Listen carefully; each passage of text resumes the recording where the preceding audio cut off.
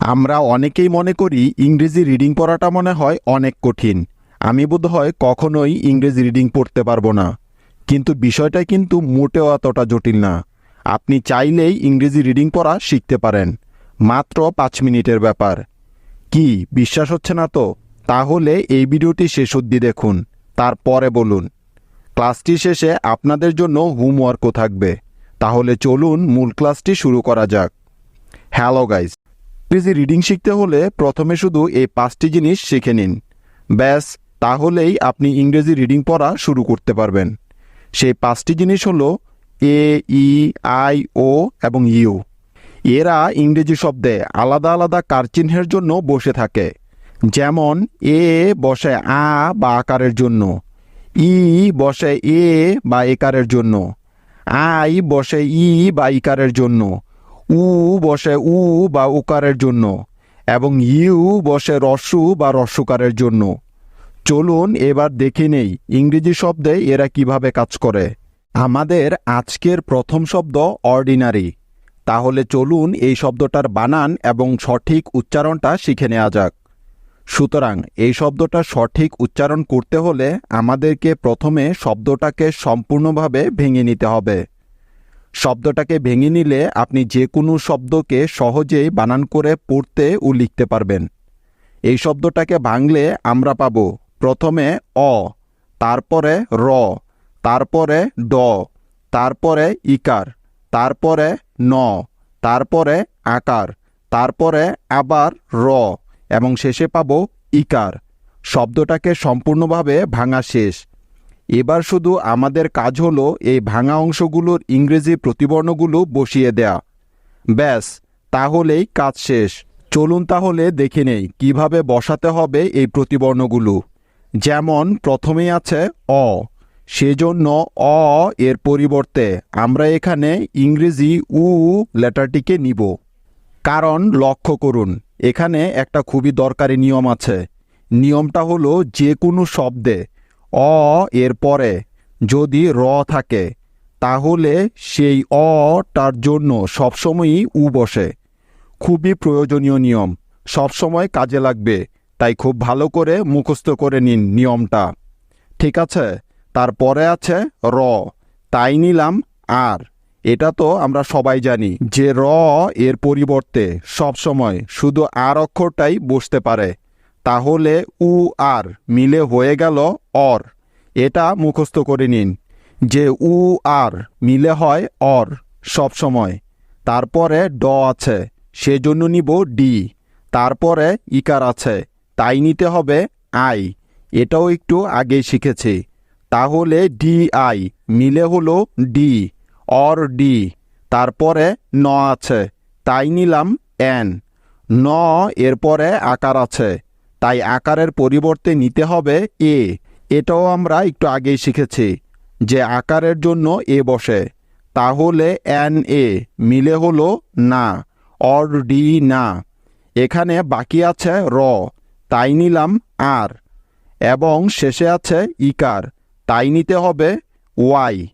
কি নিয়মটা কি তোমাদের মনে আছে নাকি ভুলে গেছ? এই নিয়মটা কিন্তু তোমাদের আগেও অনেকবার শিখিয়েছি। নিয়মটা কি ছিল তোমরা কেউ বলতে পারবে? নিয়মটা হলো ইংরেজি শব্দ বানানের ক্ষেত্রে শেষে ইকার থাকলে তার জন্য সবসময় ওয়াই বসে। আচ্ছা, তোমরা কি আমার কথাগুলো মনোযোগ দিয়ে শোনো না নাকি বোঝো না? শুনলে বা বুঝলে তো পারার কথা। না বুঝলে অবশ্যই আমাকে কমেন্টে জানাবে। এত সহজ করে তোমাদের তো আর কেউ বুঝাবে না।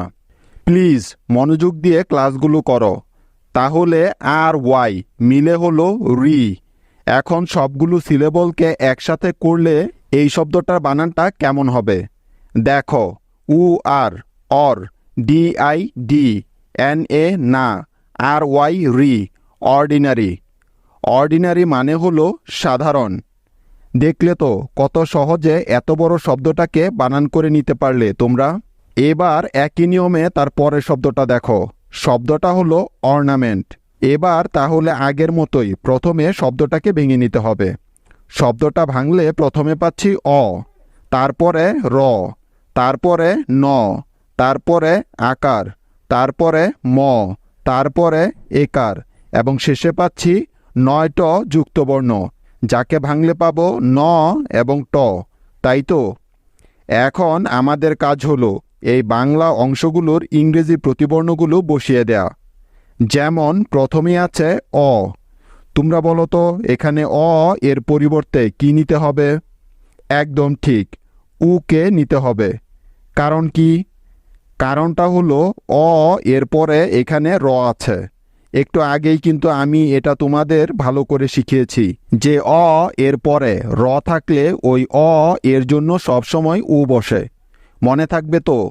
তাহলে দেখো তারপরে আছে র, তাই নিলাম আর, অর্থাৎ উ আর মিলে হলো অর। তারপরে আছে ন, সেজন্য নিলাম এন।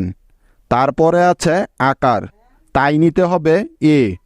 তাহলে এন এ মিলে হলো না, অর না। তারপরে আছে ম, সেজন্য নিলাম এম। তারপরে আছে একার, তাই নিতে হবে ই।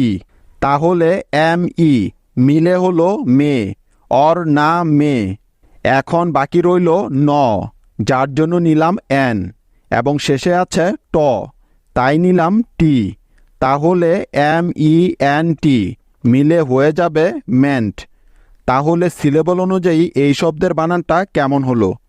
উ আর অর, এন এ না, M E N T ment, ornament. Ornament মানে হলো অলংকার। শব্দটা কিন্তু খুবই দরকারি একটা শব্দ, তাই ভালো করে মুখস্থ করে নাও, ভবিষ্যতে কাজে লাগবে। এবার তাহলে নেক্সট শব্দটিতে যাওয়া যাক। এবারে শব্দ ডেফিনিশন। এখন আমাদের প্রথম কাজটা কি? শব্দটাকে পুরোপুরিভাবে ভেঙে নিতে হবে, তাই তো?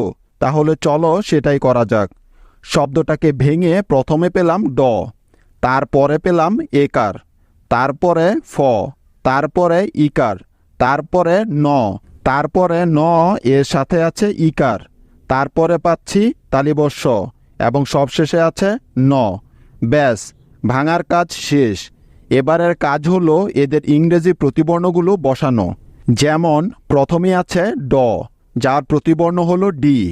তারপরে একার আছে, তাই নিতে হবে ই। তাহলে ডিই মিলে হলো ডে। তারপরে আছে ফ, সেজন্য নিতে হবে এফ। ফ এর সাথে ইকার আছে, তাই নিলাম আই। তাহলে এফ আই মিলে হয়ে গেল ফি, ডে ফি।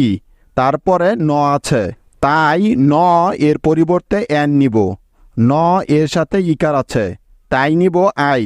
তাহলে এন আই মিলে হলো নি, ডে ফি নি। তারপরে আছে তালিবস্য। এখন দেখো, তোমরা কেউ বলতে পারবে যে এখানে স এর পরিবর্তে কি বসবে?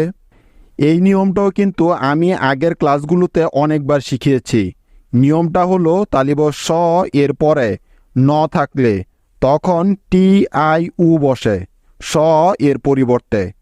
তাই নিয়ে নিলাম টি আই উ এবং শেষে আছে ন, সেজন্য নিব এন। তাহলে টি আই ও এন মিলে হলো সন। তাহলে কি কি সিলেবল পেলাম এই শব্দটিতে? D E de, F I fi, N I ni, T I O N tion. Definition. Definition মানে হলো সংজ্ঞা, প্রকৃত অর্থ। নেক্সট শব্দ ডিকশনারি। তাহলে শব্দটাকে প্রথমে ভেঙে নেওয়া যাক। শব্দটাকে ভেঙে প্রথমে পেলাম ড, তারপরে ইকার, তারপরে ক, তারপরে তালিবস্য, তারপরে ন, তারপরে আকার এবং এরপরে র এবং শেষে আছে ইকার। এবার এদের প্রতিবর্ণগুলো বসানো যাক। ড এর পরিবর্তে বসালাম ডি। ড এর পরে ইকার আছে, তাই নিলাম আই। তাহলে ডি আই মিলে হলো ডি। তারপরে ক আছে, সেজন্য নিতে হবে সি। কারণ আমরা জানি যে ইংরেজি বানানে ক এর জন্য প্রায় সব সময় সি অক্ষরটা বসে। এই কথাটা মনে রাখতে হবে কিন্তু। তাহলে ডি আই সি মিলে হয়ে গেল ডিক। এখন দেখো, লক্ষ্য করো, তারপরে আছে তালিবস্য। তোমরা বলো তো এখানে এই স এর জন্য কি নিতে হবে? টি আই ও নিতে হবে, ঠিক তো? কারণ কি? কারণ তালিবস স এর পরে এখানে ন আছে, তাহলে DICTIO মিলে হয়ে গেল ডিকশ। তারপরে আছে ন, তাই ন এর জন্য নিলাম এন। তারপরে আকার আছে, সেজন্য নিব এ, তাহলে এন এ মিলে হলো না, ডিকশ না। তারপরে আছে র, তাই নিলাম আর, এবং শেষে বাকি আছে ইকার, সেজন্য নিতে হবে আই, তাহলে আর আই মিলে হলো রি, ডিকশনারি। তাহলে সিলেবল অনুযায়ী শব্দটার বানান কি হবে? DIC ডিক, TION শন, AR আর, ওয়াইতে ই, ডিকশনারি। ডিকশনারি মানে হচ্ছে শব্দকোষ, শব্দ ভাণ্ডার বা অভিধান। নেক্সট শব্দ বাংলাদেশ।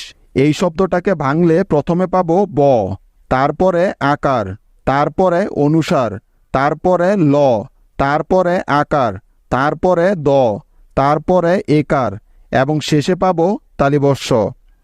এবার প্রতিবর্ণ বসানোর পালা, তাই ব এর পরিবর্তে বসালাম বি, আকারের পরিবর্তে বসাবো এ, তাহলে বি এ হয়ে গেল বা। তারপরে আছে অনুসার। লক্ষ্য করো, অনুসারের জন্য সব সময় এনজি একসাথে বসে, তাই জিনিসটা ভালো করে মুখস্থ করে ফেলো। তাহলে BANG মিলে হলো বাং। তারপরে ল আছে, তাই নিব এল। ল এর সাথে আকার আছে, সেজন্য এ নিলাম, তাহলে LA মিলে হলো লা, বাংলা। তারপরে আছে দ।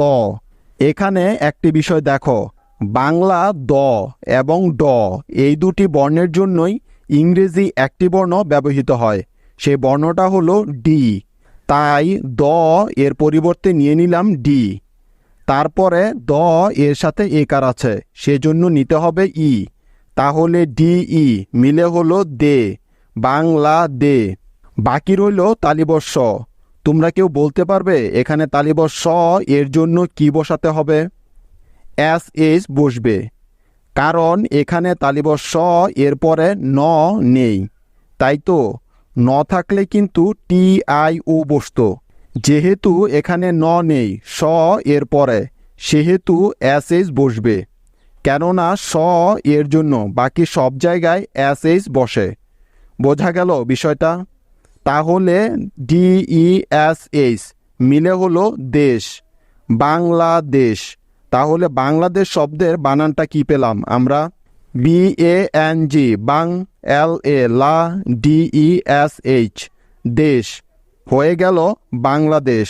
তোমাদের আজকের হোমওয়ার্ক হলো লিমিট। এই শব্দের বানানটা তোমাদের সবার পারার কথা, খুবই সহজ কিন্তু এটা। আমাকে বানানটা করে দেখাবে। এই ক্লাসগুলো তোমরা নিয়মিত প্রতিদিন করলে আমি গ্যারান্টি দিয়ে বলতে পারি যে তোমরা মাত্র 2 থেকে 3 মাসের মধ্যে খুব ভালোভাবেই ইংরেজি শিখে ফেলতে পারবে, এবং তোমরা ইংরেজি রিডিং পড়ার পাশাপাশি তার অর্থও বুঝতে পারবে। ভিডিওটি ভালো লাগলে অবশ্যই লাইক দিয়ে তোমার বন্ধুদের সাথে শেয়ার করে দাও। আজ এ পর্যন্তই। Take care, by.